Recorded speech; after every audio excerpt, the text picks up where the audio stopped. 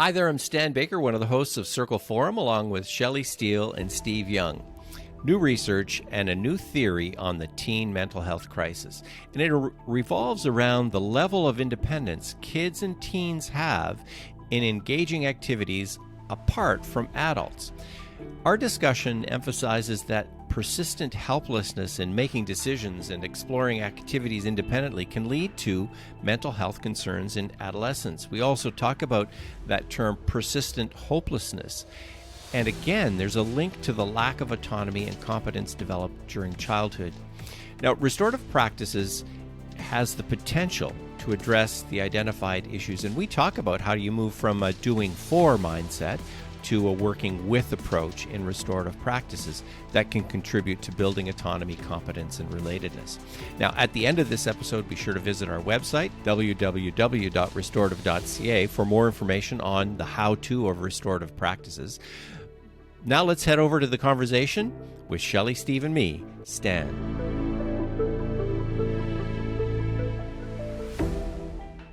We've got some new research that has a new theory about the mental health crisis that teens are facing.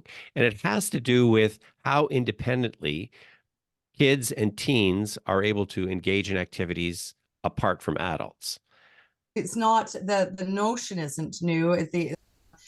Having it studied in such a way that we now have data to support it, that if children aren't under the oversight of adults all the time, are allowed some risky play and the opportunity to make decisions that may or may not turn out well, with support if they don't turn out well, that they're going to develop the skills that they need to carry them into young adulthood and the struggles as a teen. There's parts of that article, that section about the mental health, that it talks about their lack of ability to make decisions on their own or to explore and to do things on their own earlier in life. And that later on, as adolescents, they start to feel that helplessness, that they call persistent helplessness, that things have been done for me so often now I don't know what I can do on my own. And all of a sudden, they're older, they're heading to university, and they're not sure how to do the most basic things, or they're not competent doing the most basic things because someone's always done it for them. Look at some of the words they use. But the opportunity for children to play, roam, and engage in activities independent is important.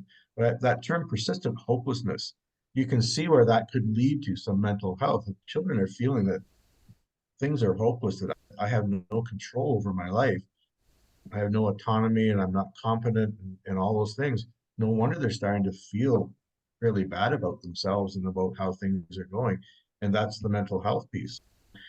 I think restorative practices can play a role in this, and we're going to talk about that in terms of, I don't know if we're going to call it reversing the downward spiral or changing a trend, but certainly addressing some of what this article is implying, that basically adults are starting to do more for their kids and the kids are doing less and less. And we've all seen that for years. And the more you do for your kids, the less they have to do for themselves and the less competent they are to do those things later on in life when they are on their own. So you're really talking about the 4-box, that if we're doing too much with kids in the 4-box, it's contributing. And this research is saying this is a direct cause of a lot of teen mental health concerns. So we got to move out of the 4-box. How is restorative practice going to help us move to working with, as opposed to doing things for them? What I like about the restorative approach, it's always the looking forward with things. Where are we going from here with it? And using strategies, which we'll talk a little more about. But I think as educators, we recognize that this is the world that our kids have grown up in the last 20 plus years, and that they do carry that they haven't been given the same autonomy. So how do we support that? And not, rather than blaming parents or going back over all the things that should have been done, where are we going from here? And it's moving into some of the other boxes. But for me, first you have to believe that people can learn skills and children can do things differently, even though that isn't their experience, maybe outside of your classroom or your building. We're going from that four box to the with box. And we know that working with kids, it means that we're going to help them, we're going to coach them along, we're going to support them when they make a mistake or if they need help and they have questions to ask.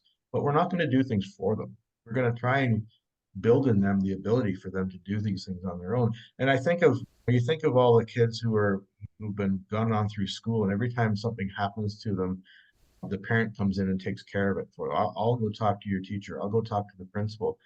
And now all of a sudden those kids are in grade 7, 8, 9, 10, whatever, and expecting someone else to come and help solve their issues for them. Or I got a bad mark in a test, Mom, can you go talk to the teacher? That's the for box. If it's the with box, is no, you can go talk to the teacher, and here's what some of the things that maybe you should ask them. But you're going to go do that on your own. On one hand, parents want to protect their children. Absolutely, that's our role as parents. And we've talked about the overprotectiveness, but this isn't about safety issues. This is about daily things that kids can make decisions on that aren't harmful or aren't going to cause safety issues. Approaching your teacher because you got a lousy mark on a test and asking why, it's not a safety thing. That's just a skill that every child needs to learn as they grow up, because when they get in university, they got to ask those same questions. When they get a job later and they get a poor job rating, go talk to your boss and find out what's this rating all about? What can I do to change it?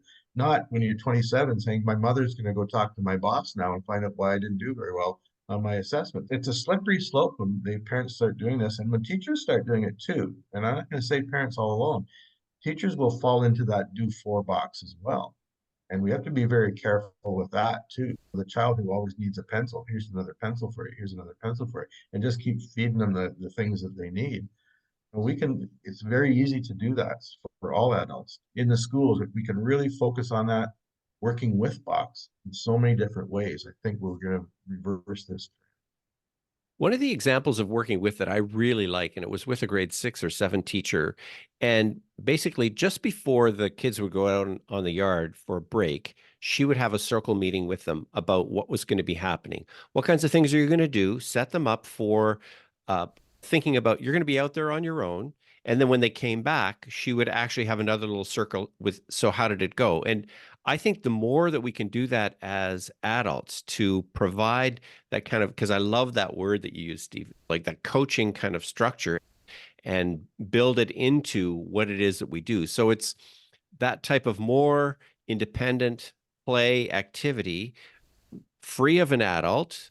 Yes, there's supervision on the yard, and the conversation both before and afterwards to guide and direct is one example of using restorative practices in this. And I have another one. We had students as young as grade 2 that I saw this happen with. We gave them the restorative questions were all around the school. This was a K-3 school, but the kids couldn't read very well. So we made them picture symbols to represent the restorative questions. And these cards were easy access for them all over the school. So as young as grade 2, we saw students coming in off the yard that needed to speak to an administrator. Prior to speaking to the administrator, they took the 5 questions in a format that they could use, and they sat and had the discussion using the questions as a guide. Now they were ready to meet with the administrator, and they'd already solved whatever the issue was.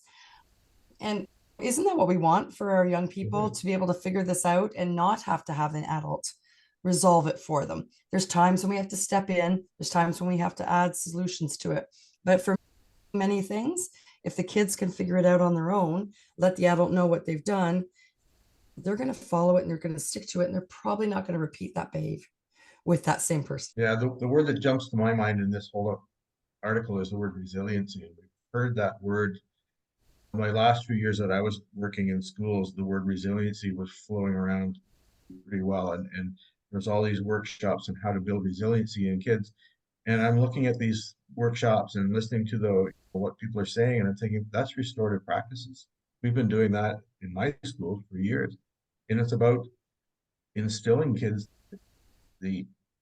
I'll say the courage to take chances and to do things and to make mistakes and learn from your mistakes and move on, rather than simply protect them from making mistakes first. And that's not just academics, that's out in the schoolyard, that's making friends, that's going on field trips, that's all those things that we want kids to experience that. But we also know that things are going to happen, they need to learn from it and move on. And it's not all about somebody else doing stuff for them. So how does restorative practice then support this idea of autonomy, competence, and relatedness? Those are the 3 things that this study says kids need. aligns very nicely with the restorative words that we use around belonging, voice, and agency. Those words parallel each other there, and that we believe that if you feel like you belong somewhere, then you're going to be part of that community. You're going to operate within that key, the expectations of the community, knowing that support if things aren't going well. With voice, that you know that you can use your voice. You may not always get exactly what you want. You have a voice that can be heard within that community. And then the last one is agency.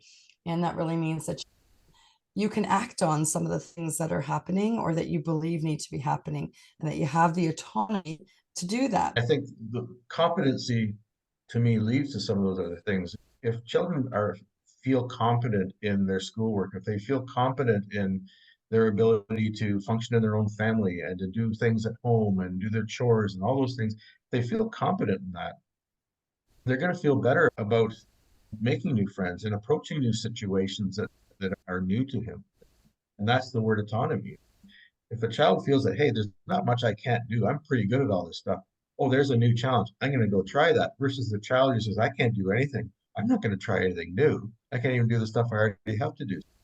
It's about building that competency. And the best way to build competency is to try things and be successful. And that's the coaching piece. You go back to coaching in sports. We want children to try new skills or new things and drills in hockey or whatever. And as soon as they become competent in that, they go, geez, now I'm going to try and do something else because I have this basic skill. But if they fail at it the first time and never try it again, it's going to be really tough to build a decent hockey player out of them. So they do have to try, and we have to coach them through. Yeah, you missed it that time. Let's try it again. This time, try it this way. And we just keep coaching and encouraging until they build that confidence. So there's hope. I think right away of the idea of getting out on the land or outdoor education. Those have been some of my most successful experiences of controlling some of the environment within which students can actually have that degree of independence. You've got to set up your own tent. You've got to make your own food. I'm going to be part of making sure that we have the food with us, right? And I'm going to make sure that we're camping in a safe place or a hike or just being out in the woods, that kind of thing. Allowing students that independence and freedom from direct adult supervision, I think, is what will build these things. I want to go back to the title of the article, which was around mental health crisis for youth. Yes. And it's very complicated, of course, and it's not as simplistic as this. But part of the adolescent development is that they are not going to go to their adults when they get into difficulties a lot of the times. So we need to build in, and that's the skill building longer, that they can make the decisions when they're confronted with them without the adult beside them or behind them, and also know when they need adult help, but that they're able to navigate some of this crazy time of adolescence when they're going to be confronted with many things. Some are dangerous, some are not, some are social, but that's what we're giving them, the tools, which then if you can reduce some of that stress, you may reduce some of the mental health crisis that we're seeing, that they're able to navigate.